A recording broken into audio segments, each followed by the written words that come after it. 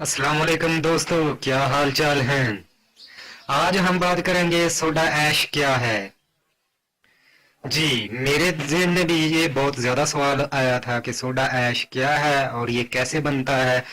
तो मैंने इंटरनेट पर जब सर्च करने की कोशिश की तो बहुत सारे लोग हैं जिन्होंने बताने की कोशिश की मगर वो बता नहीं सके। और कुछ लोग ऐसे भी हैं जो माशाल्लाह बहुत ज़्यादा नॉलेज रखते हैं और पढ़े लिखे हैं और उनका ताल्लुक केमिस्ट्री से है। तो उन्होंने अपनी ज़ुबान केमिस्ट्री में ही पढ़ाया है या लोगों को बताने की कोशिश की है, जो कि एक आम और सादा बंदा नहीं समझ पाता। तो दोस्तों चले आज हम ही बात करते हैं कि सोडा ऐश क्या है और कैसे बनता है और इसका इस्तेमाल कहाँ कहाँ होता है। दोस्तों, सोडा ऐश 3 चीजों का मरकब है और आप हैरान होंगे ये तीनों चीजें ही इंतहाई सादा सी हैं जो आम लोग भी इस्तेमाल करते हैं। नंबर 1, नमक। वो नमक भाई जो हम घरों में इस्तेमाल करते हैं, खाने में इस्तेमाल करते हैं और हम डेली खाते हैं।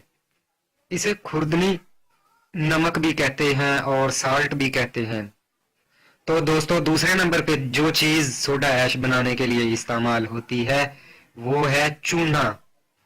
जी चूना कौन सा, ये कोई खास किस्म नहीं है, वही चूना भाई जो पहले हम पेंट के लिए इस्तेमाल करते थे। आजकल तो माशाल्लाह कंपनियां काफी हैं, डिस्टेंपर वगैरह बना बनाया ही मार्केट में मिल जाता है और वो चूने की निस्बत ज्यादा बेहतर और अच्छा होता है। लेकिन पहले लोग चूना ही इस्तेमाल करते थे पेंट वगैरह के लिए और इसे कली भी कहते हैं। ये दूसरी चीज है जो सोडा ऐश बनाने में इस्तेमाल होती है। और तीसरी चीज जिसकी वजह से हम घर में डिटर्जेंट पाउडर की तरह सोडा ऐश नहीं बना सकते, वो है अमोनिया गैस।